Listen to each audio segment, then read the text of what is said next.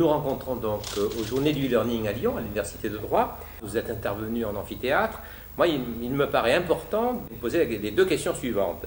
Qu'attendez-vous aujourd'hui, compte tenu de la loi qui a été votée en 2013, compte tenu des prises de position du ministre, compte tenu sur le numérique en éducation, compte tenu de, effectivement, tout ce qui se passe aujourd'hui dans l'éducation nationale et particulièrement dans le secondaire et le supérieur, qu'attendez-vous des deux institutions que sont l'Académie, et donc moi je souhaiterais que par notre intermédiaire vous puissiez demander à la rectrice de l'Académie de Lyon, qui était d'ailleurs présente aux Journées du learning hier, qu'est-ce que vous pourriez lui demander, et par ailleurs au président de la région, puisque de toute façon c'est lui qui finance les équipements, et vous avez parlé d'équipements, de tablettes, de Wi-Fi, qu'est-ce que vous pourriez demander? Alors on va commencer peut-être par l'Académie.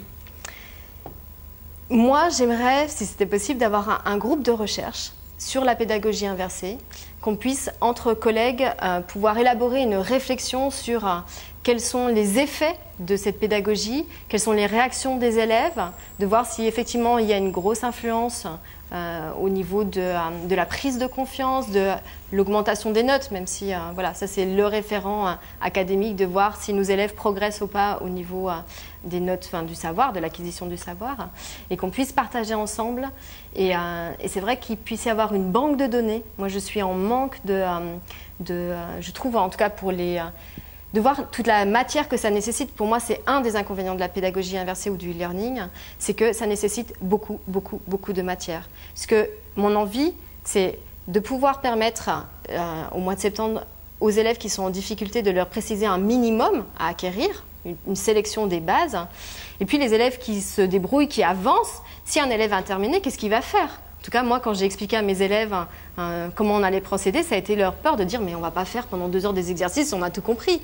Et pour moi, ce serait d'avoir suffisamment de matière pour les emmener plus loin, ouvrir d'autres portes, voire les préparer à des filières, puisque après le BTS, nous avons une filière ATS au sein de l'établissement, et de pouvoir continuer à accompagner l'élève s'il n'a pas envie de faire du tutorat, parce que mon envie aussi, c'était d'ouvrir à des formes de tutorat pour qu'un élève qui a terminé puisse soutenir, accompagner un élève apprentissage par les pairs. Tout à fait, exactement, pédagogie coopérative. Ouais.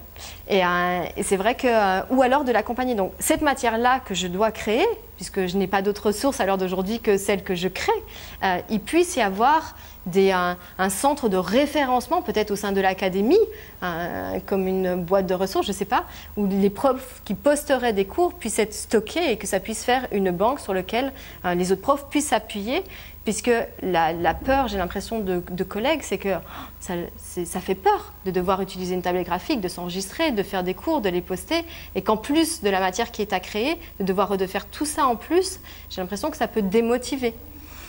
Après, au niveau matériel pur, la région, non ? La région, qu'est-ce qu'on fait pour le lycée ?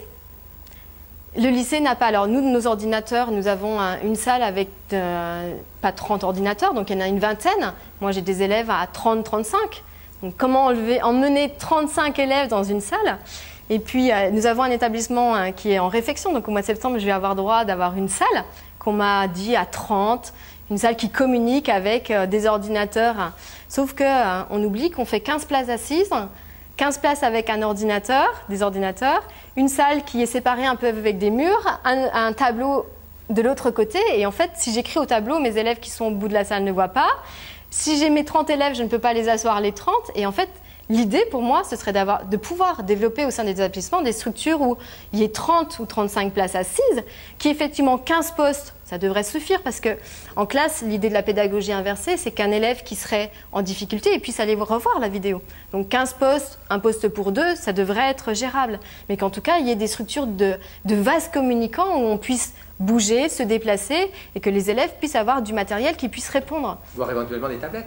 Des tablettes, mais ça veut dire qu'il faut qu'il y ait des bornes Wi-Fi. Avec une borne Wi-Fi dans la classe. Tout à fait. La salle. Tout à fait. Bon, donc on va poster votre interview et on l'enverra de toute façon l'URL à Madame la rectrice et à Monsieur le Président du Conseil régional. Avec grand plaisir. En lui disant, voilà, il y a une expérience qui se fait, peut-être mettre en relation cette collègue avec ce qui se fait d'autres, parce que peut-être qu'il y a d'autres collègues comme vous qui sont dans la même situation, je ne sais pas, pour ce qui est de l'Académie de Lyon, et puis faire en sorte qu'on mutualise et qu'on vous donne les moyens de continuer. Avec grand plaisir. Et aussi, enfin, ça c'est personnel, hein, mais moi, pour pouvoir développer ça, je me mets à mi-temps. Donc financièrement, pour moi, lors d'aujourd'hui, si je veux faire mon plein temps de prof, je ne peux pas suivre à faire les vidéos. Donc mon choix, ça a été de me mettre à mi-temps pour pouvoir développer les vidéos. Et c'est vrai que je trouve que c'est un travail aussi à part entière de devoir créer des vidéos ou de monter une autre structure. Et je trouve ça un peu dommage qu'il ne puisse pas y avoir de subventions ou d'aide ou autres moyens pour aider aussi ou soutenir ces profs qui ont aussi envie de se lancer dans cette aventure-là et pouvoir donner des supports de qualité. Merci beaucoup Sophie Guichard. Merci également.